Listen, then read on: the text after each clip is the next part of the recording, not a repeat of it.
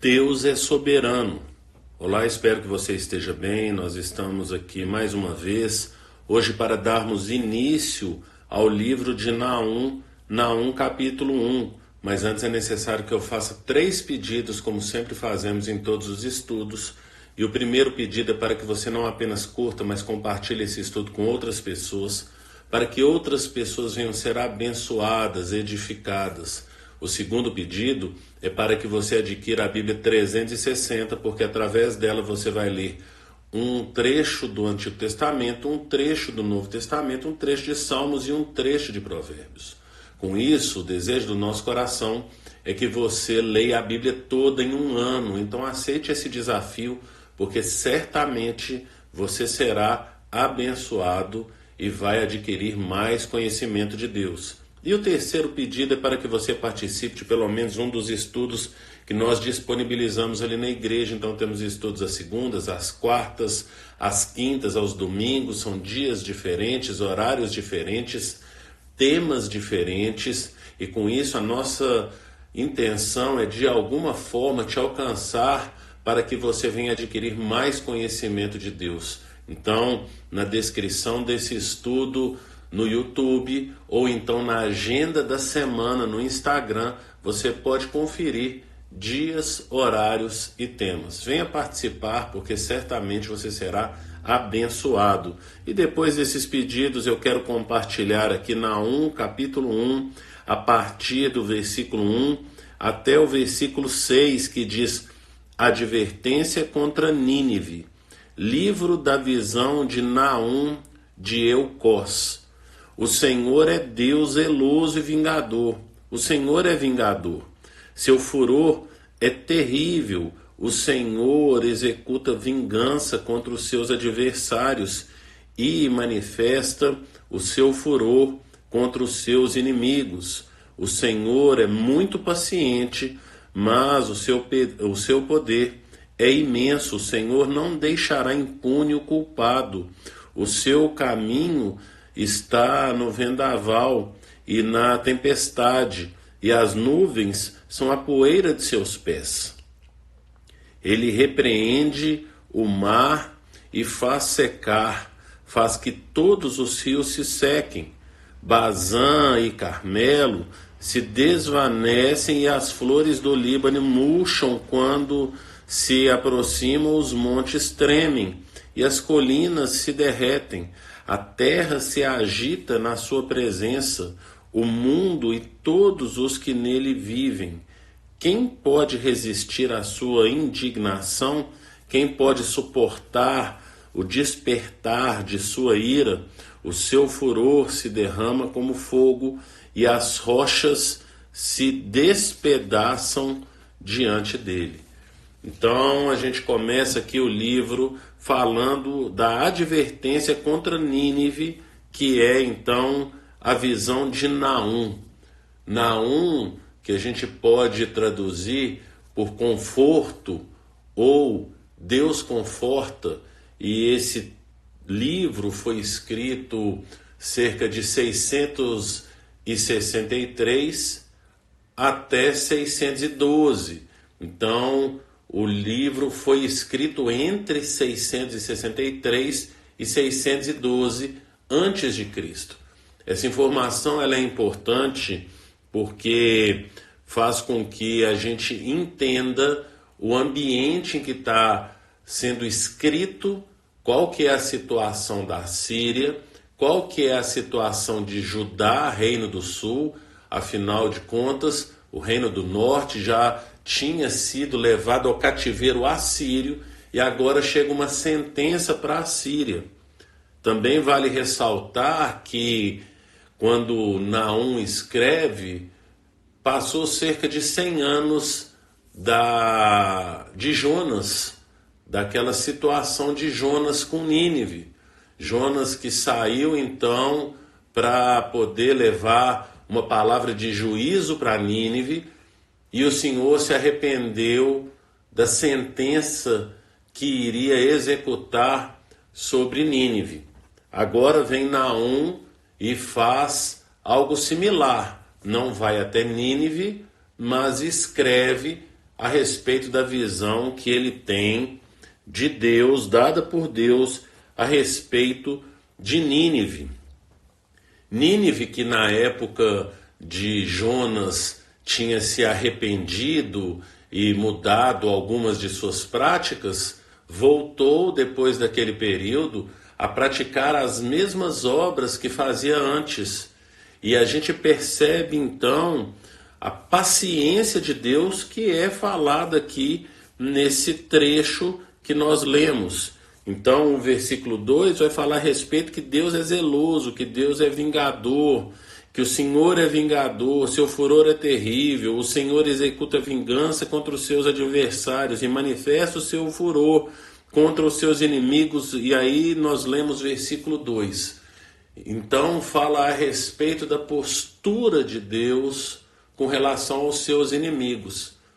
E quem que são os inimigos de Deus? São todos aqueles que fazem aquilo que é contra o seu princípio, contra as suas ordenanças.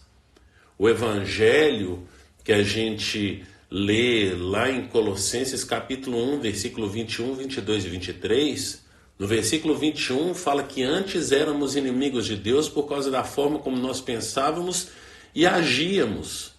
Portanto, os nossos pensamentos não eram os mesmos pensamentos de Deus. E por isso, a nossa postura também não era a postura que Deus esperava da gente. Então, percebemos que Nínive é inimiga de Deus por causa da forma como pensa e age.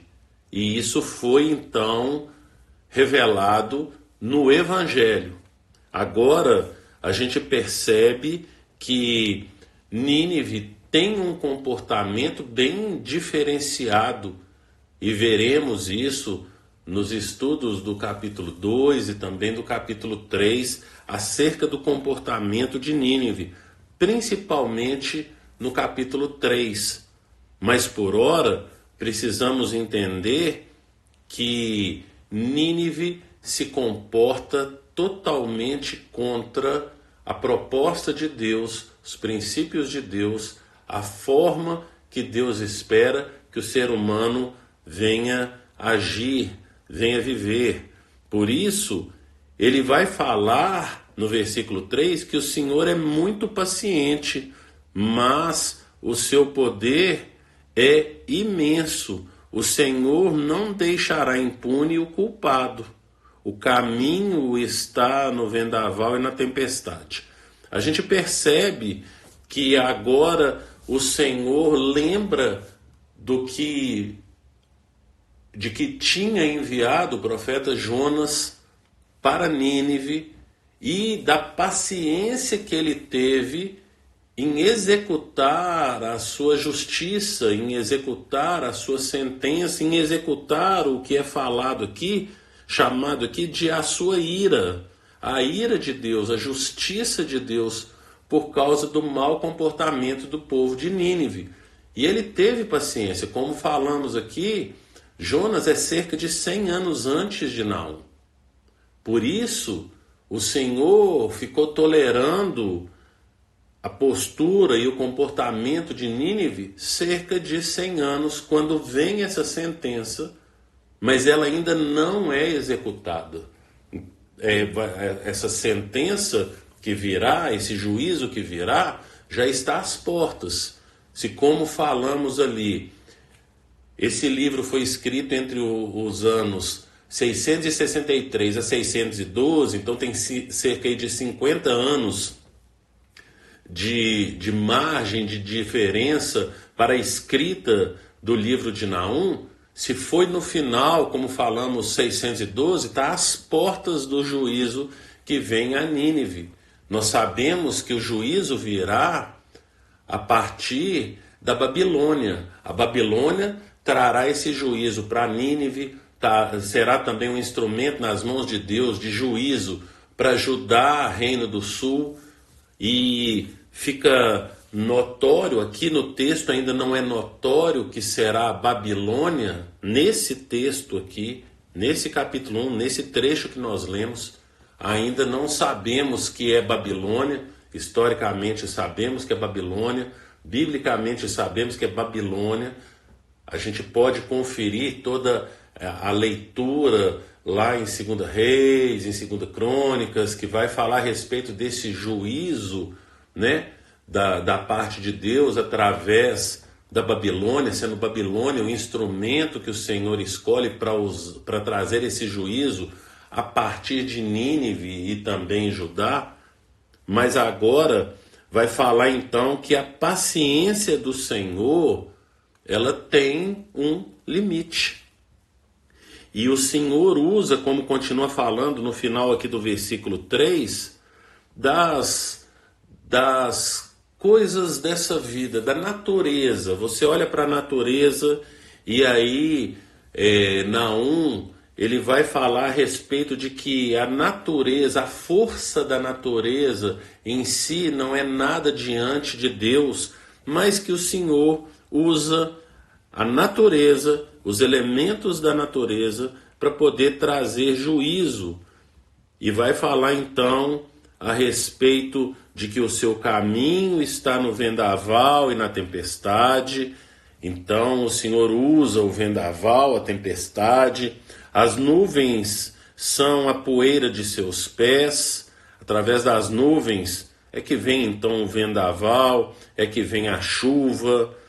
Ele repreende, no versículo 4, ele repreende o mar e faz secar, coisas que o Senhor já fez no passado, e Israel conhece muito bem a história das coisas que o Senhor fez através do mar, através dos rios, como que secou o mar, como que secou os rios, no caso o Rio Jordão, onde o povo de Israel passou com pés enxutos nesses lugares para poder chegar no destino para onde o Senhor os estava levando. Então o Senhor usa a natureza da forma como Ele quer, e como continua falando aqui no versículo 5, quando Ele se aproxima, os montes tremem. Então as coisas mais fortes da natureza, não é assim? Deus é soberano sobre todas as coisas, incluindo o mundo natural e os elementos mais fortes da natureza.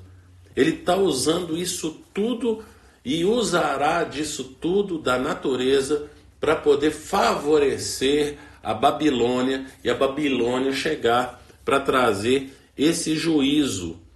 Versículo 6 vai falar que quem pode resistir à sua indignação? Quem pode suportar o despertar da sua ira? O seu furor se derrama como fogo e as rochas se despedaçam diante dele. Portanto, agora a gente vê que quando o Senhor traz juízo, nada pode impedir. E se ele fala que irá trazer juízo, ele irá trazer juízo. Se não houver arrependimento, o juízo virá. Diferença entre Jonas e Naum é que o Senhor enviou Jonas até Nínive. O Senhor não enviou Naum até Nínive. A sentença já está decretada por ele. Por isso, nós precisamos entender que o nosso Deus é longânimo, ele é paciente, ele é misericordioso, mas a sua paciência um dia termina, e aí a hora que termina a paciência do Senhor vem o juízo. Portanto, como está escrito lá em Gálatas capítulo 6, e aí eu quero abrir aqui para a gente terminar, Gálatas capítulo 6, versículo 7, diz o seguinte: não se deixe enganar, de Deus não se zomba, pois o que o homem semear, isso também colherá. Quem semeia para a sua carne, da carne colherá destruição. Mas quem semeia para o Espírito, do Espírito colherá a vida eterna. Nínive semeou para a carne. É tempo, então, de pararmos de semear a carne e semearmos o Espírito. E como que nós semeamos com o Espírito? Para o Espírito, como está descrito ali em Gálatas capítulo 6. Quando nós nos voltamos para Deus, quando nós compreendemos o Evangelho nos mostra, como já falei aqui, inimigos de Deus por causa da forma como pensamos e agimos. Então nós reconhecemos a nossa culpa, reconhecemos que somos pecadores, reconhecemos que temos transgredido as leis do Senhor e por isso temos nos colocado como inimigos de Deus. Confessamos o nosso pecado e nos arrependemos. E a única forma disso acontecer é por meio de Jesus. Jesus é o nosso Salvador, Jesus é o nosso libertador, Jesus é a nossa cura, é tudo por Ele e por meio dEle, para Ele que são todas as coisas. Então, é tempo de olharmos, percebermos como temos andado, se temos sido amigos de Deus ou inimigos de Deus, e se temos sido inimigos de Deus, nós devemos nos arrepender e converter, confessar os nossos pecados diante de Deus e mudar as nossas posturas, buscarmos a santificação nos nossos dias, porque há esperança para nós, desde que haja arrependimento. Pense nisso e que o Senhor te abençoe.